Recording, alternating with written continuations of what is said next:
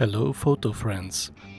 Today we are in Hamburg and Sylt and will take a look at the Nikon FG. I've also had the Minox MB in my backpack, loaded with Kodak 200 film. So all color photos are from the small Minox, and all black and white photos are shot with Adox HR-50 film in my Nikon FG. Let's start the video in Hamburg with some pictures from the Nikon FG and talk about the camera afterwards.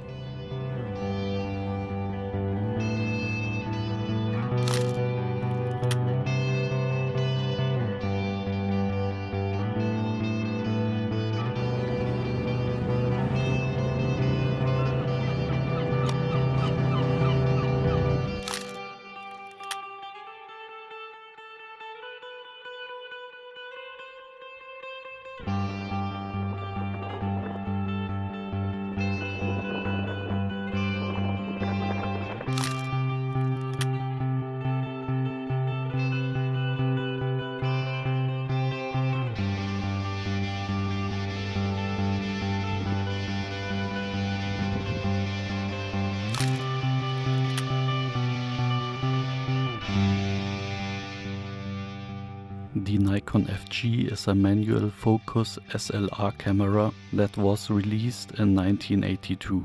It was the first Nikon SLR with programmed auto exposure mode and was produced in black and chrome. I have the black version, but my Nikon FG was a little messed up and I repaired it with some parts of the chrome version.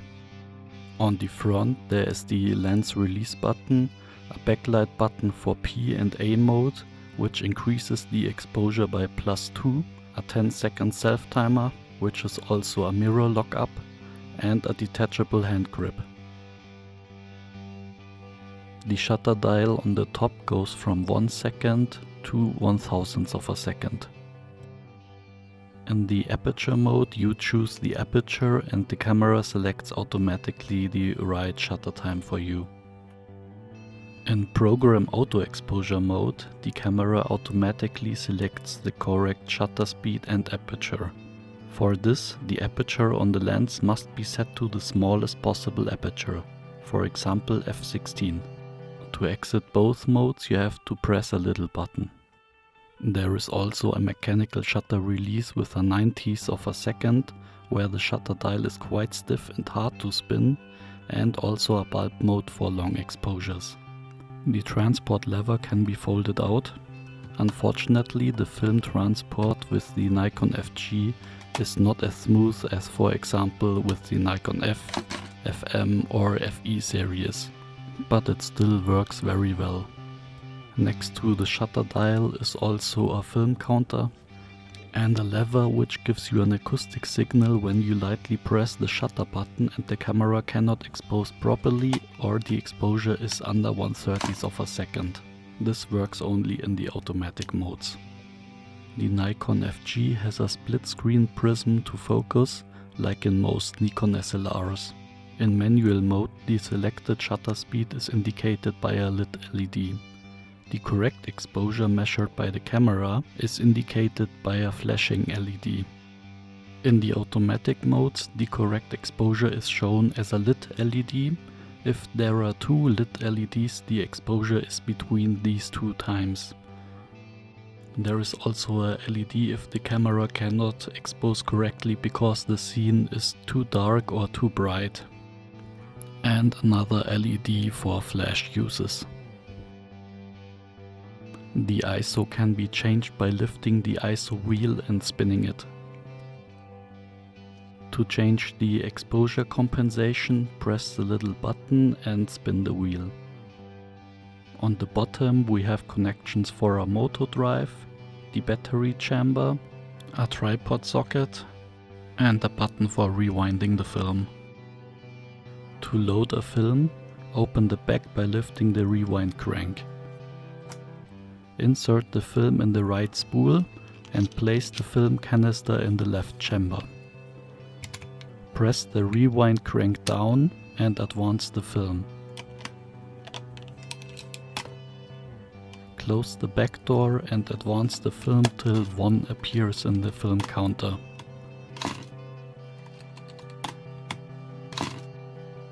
Tighten the rewind crank. The film is inserted correctly if the rewind crank spins when you advance the film. When your film is full, press the rewind button and turn the rewind crank. If you don't want that the film disappears completely in the film canister, you can stop rewinding when you hear a little click,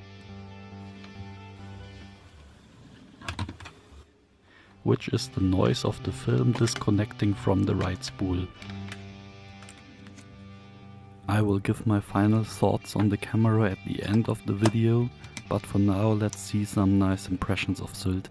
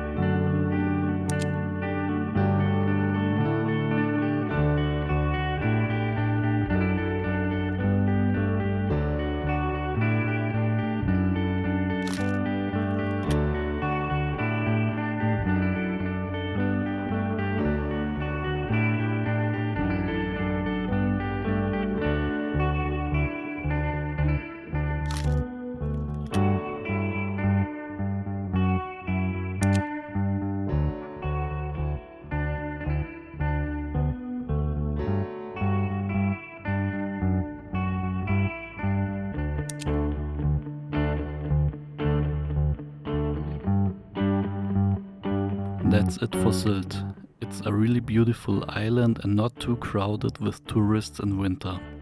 It was the first time I used the Nikon FG for a longer period of time, and I'm quite impressed.